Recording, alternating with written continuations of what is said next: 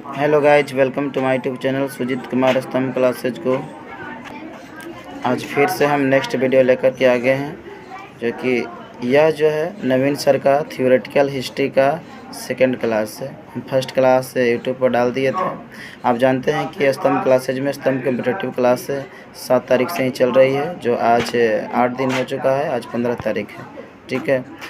तो अब देखना ना भूलेंगे, बहुत ही थ्योरेटिकल क्लास है। यहाँ पे रटाया नहीं बल्कि सिखाया जाता है, इसलिए चारों के चारे जो शिक्षक हैं सब के सब थ्योरेटिकल बतलाते हैं, किसी प्रकार का कोई दिक्कत नहीं होती, ठीक है ना। और आज देखिए सेकंड क्लास है, बहुत ही बेहतरीन तरीके से पढ़ाई गई है और आपको एकदम बिल्कुल फैक्चुअल हिस्ट्री से आपको परिचित करवाया जाएगा, जो रियल में वास्तव में है। ऐसे जो जैसे तैसे लिखी हुई हिस्ट्री नहीं है, यह बिल्कुल वास्तविक हिस्ट्री है जो हमारे नवीन सर के द्वारा सिखाया जाएगा, ठीक है। जो कि आप देख लीजिएगा, ठीक है। तो जैसे ही क्लास होगी आपको यूट्यूब पर वीडियो हम डालते रहेंगे और आप लोग देखिएगा। और अगर आप ऑफलाइन क्लास में अगर आना चाहते हैं स्तंभ क्लासेज में, तो आप यहाँ पे आइए, आपको सारा विषय पढ़ाया जाएगा, ठीक है। किसी प्रकार का कोई डाउट अगर उत्पन्न होता है तो आप पूछ सकते हैं और कोई भी समस्या आप लेकर आ सकते हैं, किसी भी समस्या का समाधान अवश्य किया जाएगा। तो आप देखिए, एक इंट्रोडक्शन आपको थोड़ा सा दिया। वस्तुतः आमतौर पर जो हम कहते हैं इतिहास, तो इतिहास सब इतिहास नहीं है। इतिहास के मामले में सभी घटनाओं को या सभी जगहों को हम इतिहास की श्रेणी में नहीं रखते। उसके लिए 3 शब्द आते हैं। पहला जो शब्द है वह है प्राक ऐतिहासिक।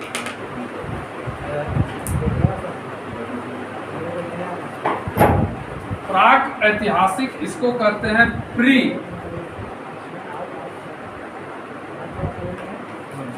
Historic period.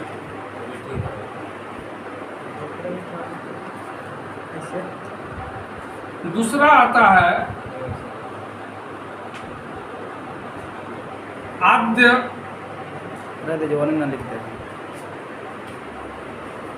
ऐतिहासिक, प्रोटो हिस्ट्री।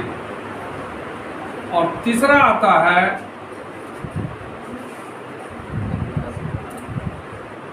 ऐतिहासिक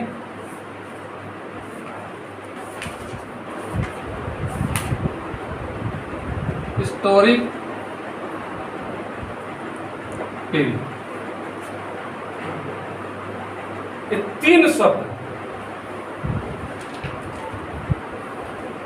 किन घटनाओं को हम प्री हिस्टोरिक पीरियड में रखेंगे, किसको हम प्रो हिस्टोरिक पीरियड में रखते हैं, और कौन से काल हिस्टोरिक पीरियड। वस्तुतः सैंधव सभ्यता से पहले का जो काल है वो है प्राक ऐतिहासिक, जिसके बारे में हमें थोड़ा सा पूरा तात्विक प्रमाण सिर्फ मिलता है। पत्थर के औजार जो भारत में मानव ने शुरुआती दौर में यूज किया, उसका भी 3 फेज है। उस 3 फेज में समय समय पर उसमें थोड़ा सा संस्कार संशोधित किया है अपने औजारों में। सबसे शुरुआती दौर में वे अनगढ़ टाइप के पत्थरों का यूज किया। मध्य जो उनका पीरियड है उसमें थोड़ा सा पहले की तुलना में नुकीलादार और धारदार बनाया। और नियोलिथिक पीरियड जो उनका अंतिम है, जिसको नवपाषाण काल कहते हैं, इसमें इन्होंने बहुत सारी चीजों को परिवर्तित किया। हथियार भी इनका बदल गया और इसी काल में इन्होंने कुछ धातु तांबा और कांसा का प्रयोग सबसे बड़ी बात यह है कि इसी नवपाषाण काल में, पाषाण काल इसलिए कहते हैं हम क्योंकि इस काल में मानव जो है वो खाली पत्थर के औजारों का प्रयोग किया, लेकिन रहते थे जंगलों में। जंगलों में रहने के कारण शुरुआती दौर में इनको धातु की जानकारी थी नहीं, तो पत्थर को ही तोड़ करके एक जमीन को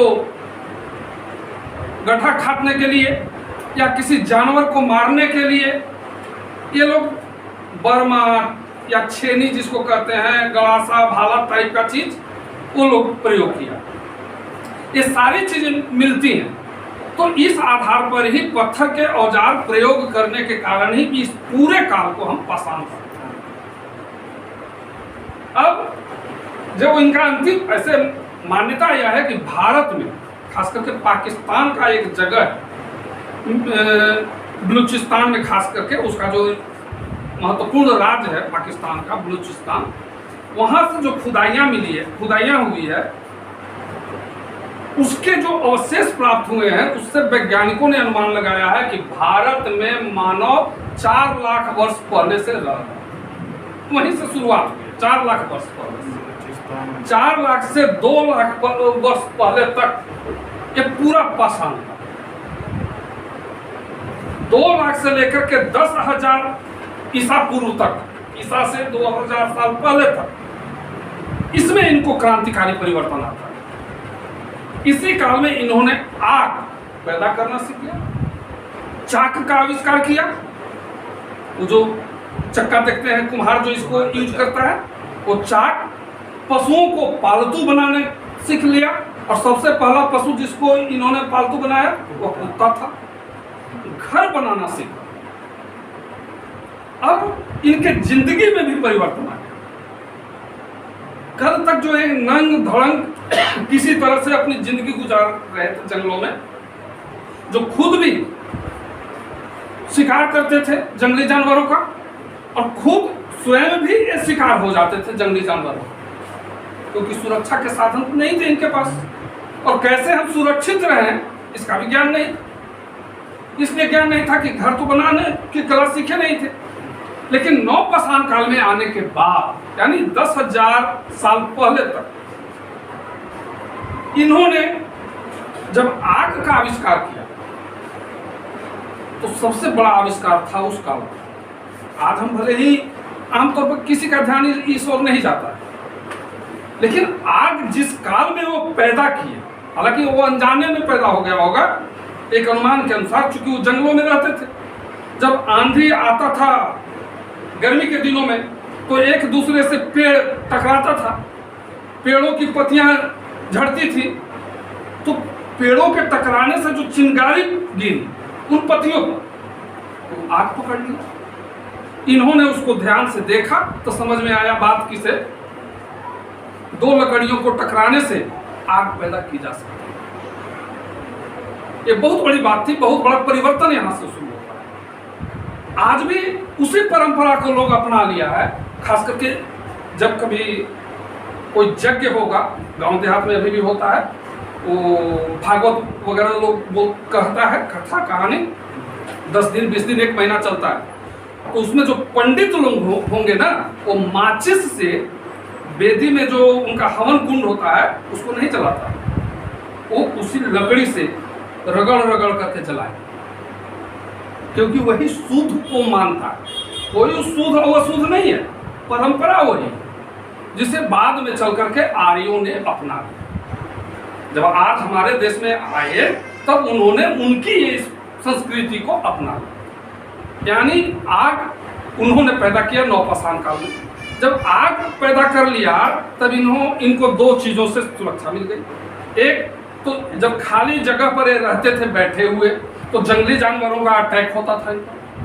आग पैदा करके जब उसके पास में बैठना शुरू कर दिए तो बहुत सारे जंगली जानवर जो थे वो आग के पास नहीं फटकते थे। इससे इनकी एक तरफ से ये जिंदगी सुरक्षित हो गई, और दूसरी तरफ इसी काल में इन्होंने घर बनाना सीख लिया।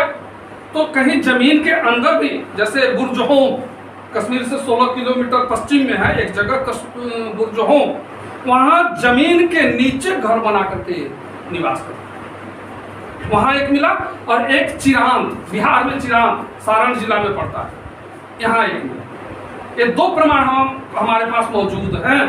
यहाँ सारण में जो मिला है, चिरांद में जो घर मिला, उसमें व्यक्ति को का जो दाह संस्कार हुआ है उसको दफनाया गया है, उसके साथ हिरण की हड्डी मिली, साथ में उसका वो पत्थर वाला औजार मिला, या और बहुत सारी चीजें मिली हैं, जिससे अनुमान लगता यह है कि इस काल में लोगों की यह मान्यता थी कि मरने के बाद जहां भी उनकी आत्मा जाती है वहां इन सारी चीजों की उनको वहां जरूरत पड़ती हो, और इसीलिए उनके शव के साथ इन सारी चीजों को भी दफनाया गया। ये नवपाषाण काल का एक परिवर्तन। सबसे बड़ा परिवर्तन था चाक से। जब चाक का आविष्कार इन्होंने नवपाषाण काल में कर लिया, तो उसके बाद उस पर उन्होंने बर्तन बनाना सीखा।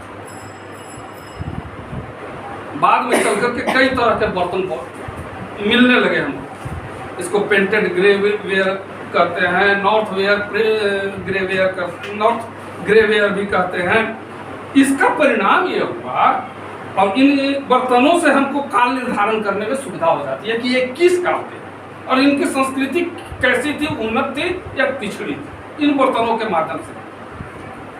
साथ साथ यही चाक आगे चल करके चक्का का रूप धारण किया, जिसके आधार पर आज सारी दुनिया चल रही है। यदि वो चाक शुरुआती दौर में नवपाषाण काल के लोग आविष्कार नहीं करते, तो जितने मोटर गाड़ी या फैक्ट्री में बेयरिंग देखते हैं या बहुत कुछ जो घूमने वाला यंत्र है, वो इसी चक्के पर आता है। एक बहुत बड़ा क्रांतिकारी परिवर्तन था। तो ये नवपाषाण काल में, इसको हम रखते हैं ऐतिहासिक काल, प्राक ऐतिहासिक काल, क्योंकि इनके प्रमाण के लिए हमारे पास सिर्फ पुरातात्विक लिखित कोई प्रमाण। दूसरा काल आता है आद्य ऐतिहासिक, एक ऐसा काल जिसमें या तो लिखित सामग्री नहीं है, और लिखित सामग्री है तो फिर उसे पढ़ने में समर्थ हम नहीं हो पाए। दूसरा, लिखित सामग्री तो है लेकिन उसे कोई पुरातात्विक सामग्री से प्रमाणित नहीं किया जा सकता। जैसे सैंधव सभ्यता और वैदिक सभ्यता, इन दोनों सभ्यताओं को हम आद्य ऐतिहासिक काल में, सैंधव सभ्यता में पुरातात्विक प्रमाण काफी मात्रा में मिला।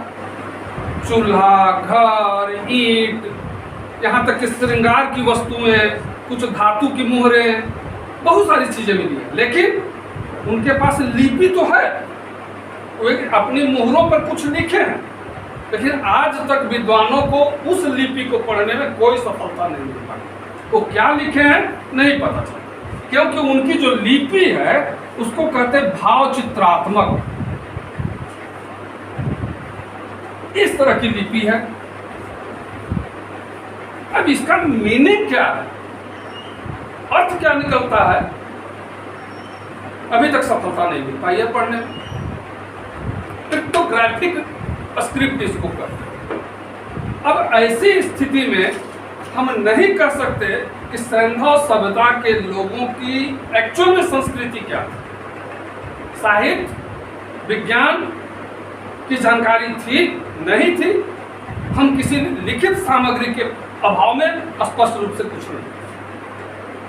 दूसरी तरफ वैदिक सभ्यता में लिखित सामग्री काफी, वेद, 4 वेद हैं, उपनिषद हैं, ब्राह्मण हैं, आरण्यक ग्रंथ हैं, बहुत रिच सामग्री है हमारे पास, लेकिन उनको प्रमाणित करने के लिए पुरातात्विक सामग्री नहीं।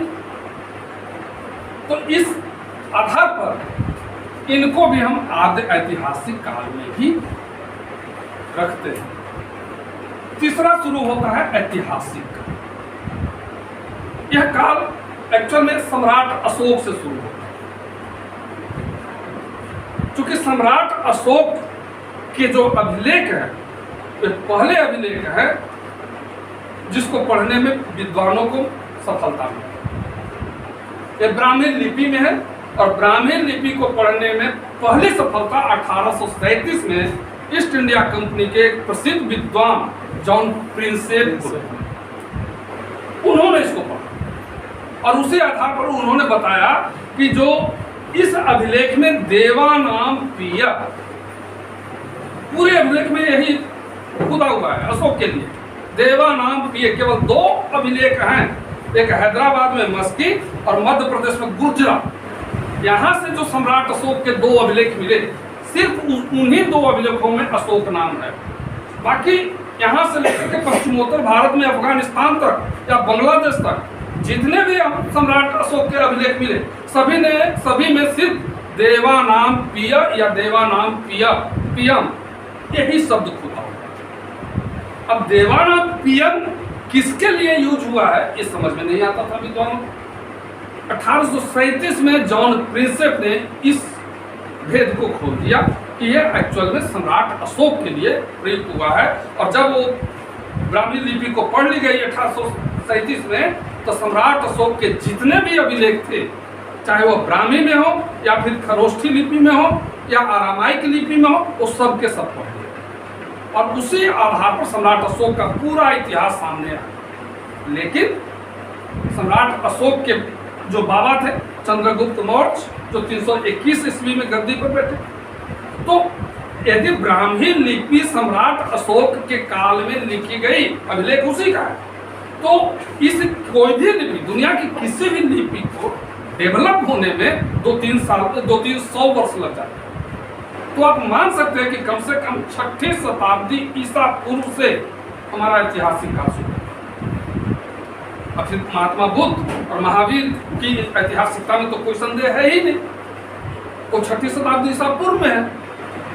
तो इनको वहीं से हम अपना ऐतिहासिक काल की शुरुआत करते हैं, 6ठी शताब्दी ईसा पूर्व से। ये 3 टर्मिनोलॉजी हमेशा याद रखनी है। अब आते हैं कि इतिहास निर्माण के स्रोत क्या, इसको बताने के लिए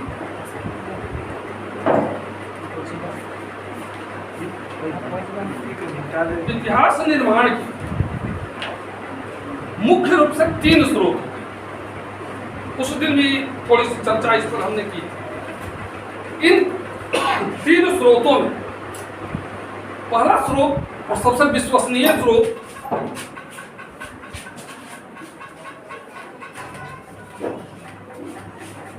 इन्वर्टर है क्या? पंखा बंद कर दो।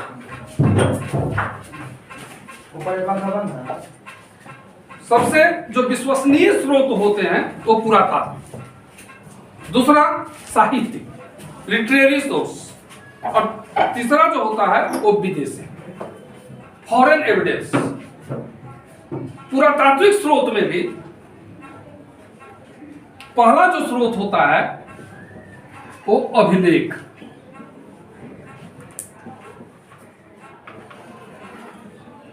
अभिलेख ये पहला स्रोत। अभिलेख 2 तरह के होते हैं, एक सरकारी और दूसरा गैर सरकारी। जो भारत में मिलते हैं हमको 2 तरह के अभिलेख। सरकारी अभिलेख वो हैं जिसे किसी कोई राजा ने, कोई सम्राट ने अपने अधीन कर्मचारियों को, अधिकारियों को आदेश दिया, निर्गत किया है, तो वो पत्थर पर खुदवा करके या मंदिर पर खुदवा करके जगह जगह पर गड़वा दिया, जैसे सम्राट अशोक के अभिलेख। ये इसी तरह के सरकारी अभिलेख। कुछ अभिलेख जो हैं जो राजा द्वारा दान पत्र दिए गए, भूमि दान पत्र। प्राचीन काल में खास करके मौर्य काल से ये शुरुआत होती है कि राजा किसी व्यक्ति पर और खास करके पुरोहित पर, ब्राह्मण पर खुश होता है तो उसको कुछ भूमि दान में दे दिया। अब वो दान में जो भूमि मिली उसका मालिक वो व्यक्ति हो, तो इस दान पत्र को वह तांबे के ताम्र पत्र पर खुदवा करके देता था उस जिसको दान दिया गया उस व्यक्ति को।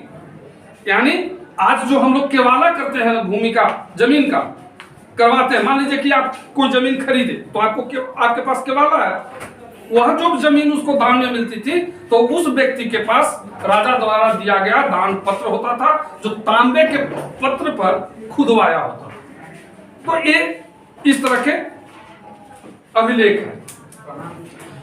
प्राचीन काल में जो अभी हमने बताया कि सबसे प्राचीन अभिलेख जो है सो वो ब्राह्मी लिपि में खुदे हुए और पाली भाषा में, भाषा पाली और लिपि ब्राह्मी। यही वह लिपि है जिसके बाद सभी, चाहे वह हिंदी हो, संस्कृत हो, तमिल, तेलुगु, कन्नड़, मराठी, इन सभी भाषाओं की लिपियों का विकास ब्राह्मी लिपि से ही हुआ। और ये ब्राह्मी लिपि बाएं से दाएं की ओर लिखी जाती है। हाँ, पश्चिमोत्तर भारत में जो अशोक के अभिलेख हैं वो खरोष्ठी लिपि में, खरोष्ठी लिपि फारसी भाषा की तरह दाएं से बाएं की ओर लिखी जाती है, इस तरफ से इस तरफ, जबकि ब्राह्मी बाएं से दाएं तरफ। ठीक है। इसके बाद यदि आप चले जाएं अफगानिस्तान के इलाके में तो वहां दो तरह के लिपि और मिलते हैं, एक आरामाइक और दूसरा यूनानी भाषा, यूनानी लिपि। आरामाइक और यूनानी ये उधर मिलते हैं, क्योंकि सम्राट अशोक का जो साम्राज्य था वो वहां तक था विस्तार, तो वहां तक अपने राजा देश को पहुंचाया और स्तंभ लेख पर गुफाओं में वो लेख लिखवा करके अपने अधिकारियों को आदेश दिया। जनता के प्रति अधिकारियों का क्या कर्तव्य होना चाहिए या राजा का क्या आदेश है, वो सब उस पर खुदा हो। अब जब इन अभिलेखों को हम पढ़ते हैं तो उससे सम्राट अशोक ही नहीं बल्कि मौर्य साम्राज्य की बहुत सारी बातों की जानकारी हमको मिल जाती है। राजा का काम ऐसा भी था उस समय, ये पता चलता है ना अभिलेख से। इसके बाद जो गैर सरकारी अभिलेख है वो मुख्य रूप से उन कवियों द्वारा लिखे गए हैं प्रशस्ति के रूप में, जो राज दरबार में रहते थे, राजाओं के आश्रित रहते थे। तो एक कवि अपने आश्रयदाता राजाओं के लिए कुछ लिखे हैं पंक्तियां, जैसे समुद्रगुप्त का प्रयाग स्तंभ लेख, इसका जो कवि है हरिसेन, ये उसी स्तंभ पर प्रशस्ति लिखा है जिस पर सम्राट अशोक का पहले से लिखा हुआ है। उसके नीचे इसने समुद्रगुप्त के लिए वो प्रशस्ति लिखा है। फिर और बाद में चल करके बहुत सारे कवि और लेखक और भी आते हैं जो अपने आश्रयदाता के लिए इसी तरह की प्रशस्ति लिखते हैं। लेकिन इनके पढ़ने के बाद इतिहासकार सावधान होते हैं, इनमें कमियां कहाँ है, क्योंकि ये एक राजा के आश्रित है तो एक सिर्फ और सिर्फ राजा की बड़ाई में सब कुछ लिखे। जैसे ये समुद्रगुप्त के बारे में हरिसेन ही लिखता है कि उसने अश्वमेध यज्ञ किया था। ठीक है, हालांकि ये तो सही बात है, अश्वमेध यज्ञ किया था, क्योंकि उसके स्तंभ पर युप का आकार बना हुआ है। युप कहते हैं अश्वमेध यज्ञ का जो घोड़ा जिस स्तंभ से बांधा जाता था ना, छोड़ने के पहले तो पूजा पाठ होता था, उस घोड़े का पूजा पाठ होता था, पटरानी जो होती थी उसकी प्रदक्षिणा करती थी, एक तरह से वो यज्ञ होता था। और वह यज्ञ करने के पश्चात उस घोड़े को छोड़ दिया जाता था साम्राज्य में विचरण करने के लिए। वो घोड़ा जहां तक जाता था वो मान लिया जाता था कि ये जो राज्य है, यहां तक की जमीन जो है, यहां तक की भूमि है, ये हमारी है। यदि कोई बगल का राजा, पड़ोसी राजा उस घोड़े को पकड़ने का दुस्साहस किया तो फिर उसके साथ युद्ध होता था, और युद्ध में आप पराजित हो जाइए या वह पराजित हो जाए। साल भर तक एक घोड़ा विचरण करता था, साल भर के पश्चात वह घोड़ा वापस लौट करके फिर राजधानी आता था, लाया जाता था उसको, और यहाँ फिर उस घोड़े को जो पूजा पाठ होता है यज्ञ द्वारा वो कर करके फिर आगे के कार्यक्रिया संपन्न होती थी। तो इस तरह के प्रमाण उसके स्तंभ से मिलते हैं, युग बना हुआ है। तो इसे हम समझते हैं कि हरिसेन ने जो लिखा कि वह अश्वमेध यज्ञ किया था तो ठीक है, इसका प्रमाणित हो जाता है। लेकिन बहुत सारी ऐसी बातें उसने लिखी हैं जो प्रमाणित नहीं होता। जैसे उसने कहीं नहीं लिखा है कि समुद्रगुप्त की कहीं पराजय भी हुई थी, कहीं नहीं लिखा, केवल और केवल उसकी विजय का ही उल्लेख किया। तो हमको तो सिर्फ एक पक्ष का इतिहास पता चलता है, दूसरा पक्ष का पता नहीं चलता। लेकिन खैर जब इतना ही वो लिखा है तो हमको मान करके चलना पड़ता है कि समुद्रगुप्त कहीं पराजित नहीं। बाद के दिनों में जब गुप्त काल में हम आते हैं तो यहाँ तो और जो हमारे कवि और लेखक हैं ये थोड़ा सा और आगे बढ़ जाते हैं। जैसे बाणभट्ट का नाम सुना है आपने? इन्होंने एक प्रसिद्ध ग्रंथ लिखा हर्षचरित। हर्षवर्धन के ये राज दरबारी थे, दरबारी कवि थे। इन्होंने जो लिखा सम्राट हर्षवर्धन को पूरे भारत का सबसे वीर साबित किया, जबकि सच्चाई यह है कि दक्षिण भारत का एक राजा चालुक्य वंश का था, उसने हर्षवर्धन को पराजित कर दिया। ऐहोल अभिलेख जो उसका है, पुलकेशिन द्वितीय है उसका नाम, उस पुलकेशिन द्वितीय के अभिलेख जो ऐहोल अभिलेख है उसमें साफ लिखा हुआ है कि इस युद्ध में हर्षवर्धन की पराजय हुई। जबकि उसका जो दरबारी कवि है बाणभट्ट, उसने कहीं इसका उल्लेख नहीं किया।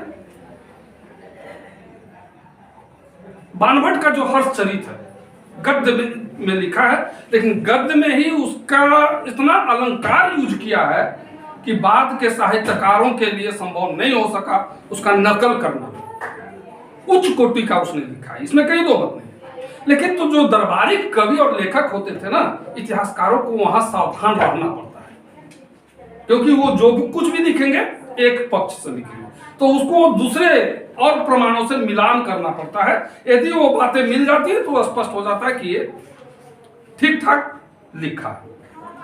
तो इस तरह से अभिलेख के माध्यम से हम पता कर लेते हैं कि इस काल में कौन सा राजा था, कौन सा कहां तक उनका विस्तार था, क्या उनकी नीति क्या थी, राज्य की पॉलिसी क्या थी, एक उसके अभिलेख से बात स्पष्ट हो जाती है।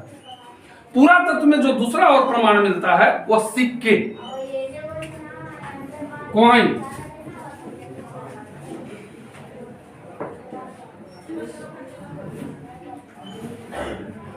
बहुत प्राचीन काल में, वैदिक काल में लोग अपनी आर्थिक गतिविधियों का जो संचालन करते थे, किसी वस्तु का लेन देन करते थे, तो वह बार्टर सिस्टम पर था। इसको कहते हैं वस्तु विनिमय प्रणाली। एक वस्तु दीजिए, दूसरी वस्तु दे लीजिए। उदाहरण के लिए मान लीजिए कि हमको एक गाय की जरूरत है, तो गाय की कीमत निर्धारित हो जाती थी। यदि गेहूं से हमको खरीदना है तो एक गाय के लिए 5 मन गेहूं, एक गाय के लिए 4 मन चावल। अब 4 मन चावल उनको दे करके फिर हम गाय अपना लाते थे। वैदिक काल तक यही बार्टर सिस्टम। लेकिन 6th सेंचुरी BC तक आते आते सिक्के का आविष्कार हुआ। हालांकि वैदिक काल में भी एक निष्क शब्द आया है।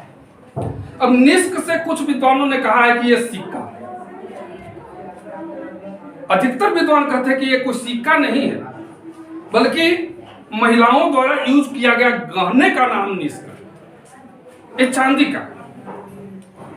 स्पष्ट कहीं इसका प्रमाण नहीं मिलता है कि इस वैदिक काल में आर्यों ने कोई मुद्रा या सिक्का का आविष्कार किया या उसका यूज किया। 6th से 5th सेंचुरी BC तक, 5वीं शताब्दी ईसा पूर्व तक पहुंचते पहुंचते इन्होंने सिक्के का आविष्कार कर लिया। जो सबसे प्राचीनतम सिक्के हैं उस पर कुछ आकृति बनी हुई, अर्धचंद्र की आकृति है, मछली की आकृति है, नदी की आकृति है, वृक्ष की आकृति है। इनको आहत मुद्रा, आहत इसलिए कि इस तरह की आकृति बना करके मुहर से उस सिक्के पर मार दिया जाता था, जिससे कि वह आकृति उस सिक्के पर खुद जाती थी। इसीलिए इसको कहते हैं पंच मार्क्ड कॉइन, आहत सिक्के या पंच मार्क्ड कॉइन। तो इन आकृतियों को देख करके हम नहीं कह सकते कि किस शासक ने इसको जारी किया। निश्चित रूप से हम नहीं कह सकते कौन राजा इसको जारी किया, क्योंकि प्राचीन काल में राजा के साथ साथ जो व्यापारी प्रमुख होते थे, व्यापारियों को भी एक प्रमुख होते थे, उसको श्रेष्ठी कहते थे। ये जो सेठ शब्द आता है ना, बनिया को हम लोग आम भाषा में कहते थे सेठ जी ये सामान दे दीजिए, कहते हैं ना, तो ये सेठ वहीं से श्रेष्ठी का बिगड़ा हुआ रूप सेठ है। एक्चुअली में जो व्यापारियों का प्रमुख होता था वो श्रेष्ठी होता था, और उसको राजा ने यह अधिकार दे दिया था कि आप अपना सिक्का जारी कर सकते हैं। तो श्रेष्ठी द्वारा भी ये सिक्के जारी किए गए, राजा द्वारा भी जारी किए गए, लेकिन कब जारी किए गए ये नहीं बता सकते, क्योंकि उस पर न कोई तिथि है न कोई राजा की आकृति है, ये हमें दिक्कत आती है। लेकिन जब इंडो ग्रीक हमारे भारत पर आक्रमण किया, हिंद यूनानी जिसको कहते हैं, बाद में चैप्टर में पढ़ेंगे सब, तो हिंद यूनानी पहले शख्स थे जो भारत पर कब्जा करने के पश्चात उन्होंने अपना सिक्का जारी किया, और उनके सिक्के पर एक तरफ उनकी आकृति, उस राजा की आकृति, और दूसरे तरफ डेट लिखा हुआ, चाहे वो शक संवत में हो, विक्रम संवत में हो या कोई संवत में हो, लेकिन एक डेट रहता है। अब इससे हमको इतिहास के निर्धारण करने में बहुत सुविधा होगा, कौन सी घटना इसके पहले घटी, कौन सी इस काल में घटी और कौन इसके बाद घटी, डेट मालूम हो गया, उस राजा का शासन काल मालूम हो गया। तो इन सिक्कों से बहुत हमें सहूलियत मिल गई। सिक्कों की प्राप्ति स्थान जहां मिलती है, जैसे मान लीजिए कि पाटलिपुत्रा का शासक जो सिक्का जारी करता है और वह सिक्का अफगानिस्तान में पाया जाता है, तो इसका मतलब है कि इस राजा का साम्राज्य अफगानिस्तान तक विस्तृत था। बात समझ गए? चूंकि सिक्का वहां जाने का और काफी मात्रा में प्राप्त होने का यही एक कारण हो सकता है कि उसका राज्य वहां तक विस्तृत था। तीसरी बात, सिक्के से एक चीज और मालूम होती है, वह शासन का, उस राजा का शासन का आर्थिक रूप से कितना संपन्न था। सबसे पहला सिक्का तो जारी किया सोने का इंडो ग्रीक, लेकिन सर्वाधिक सोने का सिक्का जारी किया गुप्त का, गुप्त शासकों ने सभी से अधिक इन्होंने मात्रा में जारी किया, लेकिन उनके सोने के सिक्कों में मिलावट की मात्रा ज्यादा है। प्योर सोने का सिक्का नहीं है, उसमें मिलावट आ गई।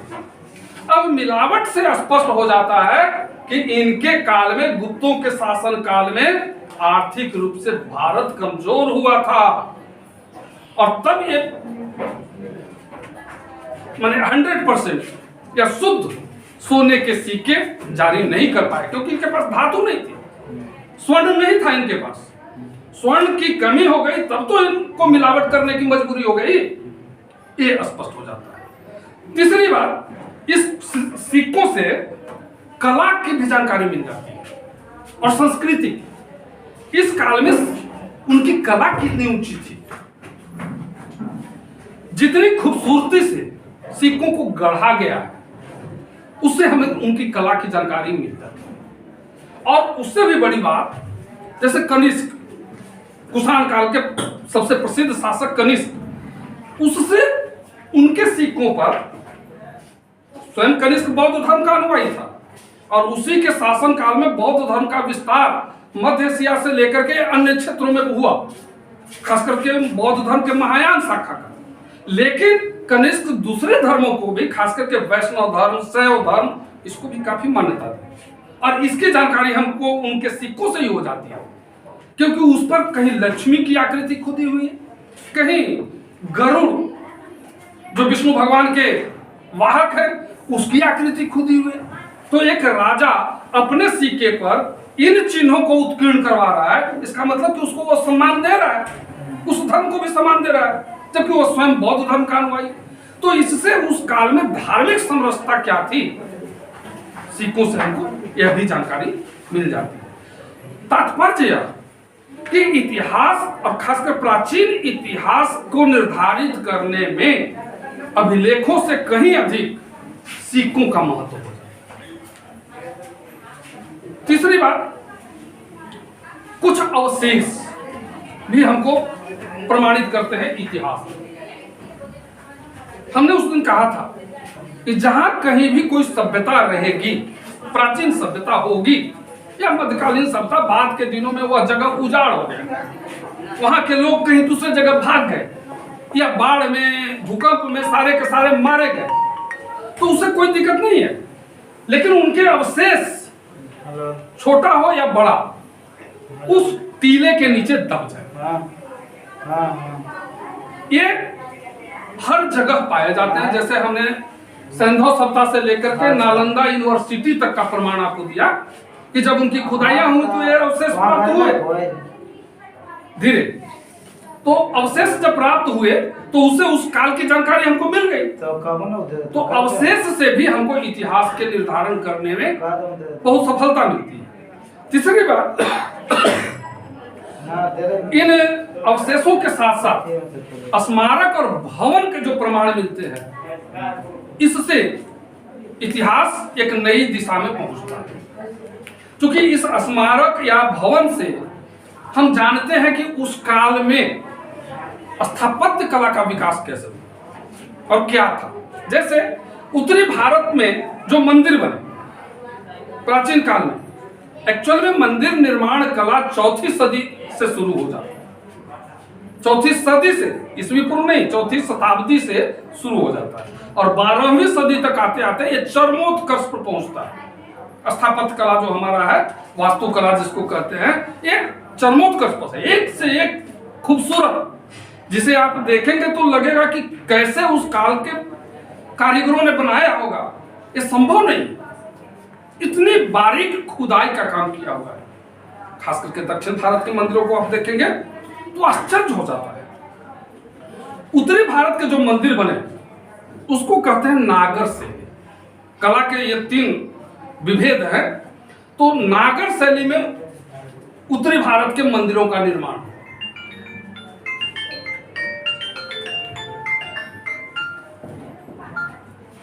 हाँ, वो नागर शैली के। दक्षिण भारत के मंदिर उसको द्रविड़ शैली कहते हैं। और मध्य, दक्षिण और उत्तर के जो मध्य में मंदिरों का निर्माण हुआ, इसको कहते हैं बेसर शैली। क्योंकि इन मंदिरों में कुछ नागर शैली की भी विशेषता है, कुछ द्रविड़ शैली की भी विशेषता है। तो इससे उस काल की कला की जानकारी हमको मिल जाती है। दूसरी बात, मूर्ति निर्माण कला 1ली शताब्दी से शुरू हो जाती है। पहली मूर्ति, हिंदुस्तान की पहली मूर्ति जो बनी वो सम्राट कनिष्क के शासनकाल में 1ली शताब्दी में बनी और यह पहली मूर्ति महात्मा बुद्ध की थी और यह गांधार शैली में थी। पहली मूर्ति महात्मा बुद्ध की बनी है इस देश में। यह जो हम लोग सुनते हैं या हमको सुनाया जाता है,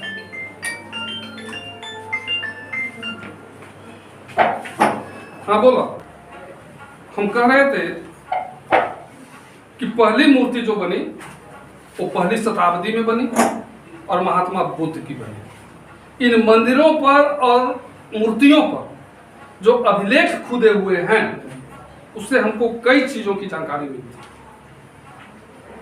पहली जानकारी मिलती है कि किस राजा ने उसको बनवाया, तो उस राजा का काल क्या है, जब जितना उस राजा का काल है और उस राजा ने बनवाया, यानी कि उसी काल का यह मंदिर है। ठीक है, किस भाषा में और किस लिपि में वह अभिलेख है, तो उस काल की भाषा और लिपि की भी जानकारी हमको मिल जाती है। क्योंकि गुप्त काल से पहले के जितने अभिलेख हैं वो पाली भाषा में और प्राकृत भाषा में। गुप्त काल के जो अभिलेख है और उसके बाद वो संस्कृत भाषा में। यही डिफरेंस होता है गुप्त काल और गुप्त काल से पहले का। तो इनसे भाषाओं की भी जानकारी मिल जाती है। तीसरी बात, सांस्कृतिक अवस्था की जानकारी मिल जाती कि इस काल में कौन कौन से धर्म प्रचलित थे। वैष्णव धर्म, शैव धर्म, बौद्ध धर्म, जैन धर्म, इन सभी धर्मों के बारे में इन मूर्तियों और मंदिरों से ही हमको पता चलता है। बिहारों से पता चलता है या जैन मंदिर जो है उनसे पता चलता है। तो पूरा तत्व से एक पूरा का पूरा इतिहास को लिखने में, तैयार करने में हमको बहुत सहूलियत मिलती है, बहुत सपोर्ट मिलता है। और इसी के सपोर्ट से लिटरेरी सोर्स जो है हमारा साहित्यिक स्रोत है उसको हम लोग मिलाते हैं। क्योंकि साहित्यिक स्रोतों में बाद के जो प्रतिलिपि तैयार करने वाले लोग होते हैं वो थोड़ा चालाकी करते हैं। बहुत सारी मूल बातों को छोड़ देते हैं और अपनी तरफ से कुछ उसमें जोड़ देते हैं। ये चीजें रामायण और महाभारत में ही नहीं, प्राचीन काल के जितने ग्रंथ हैं, यहां तक कि कौटिल्य के अर्थशास्त्र तक, सभी में ये बातें पाई जाती हैं। तो उनकी पुष्टि जब तक पूरा तत्व से नहीं हो जाती, तब तक इतिहासकार उसको नहीं लिखता है। तो कल हम लोग पढ़ेंगे शेष।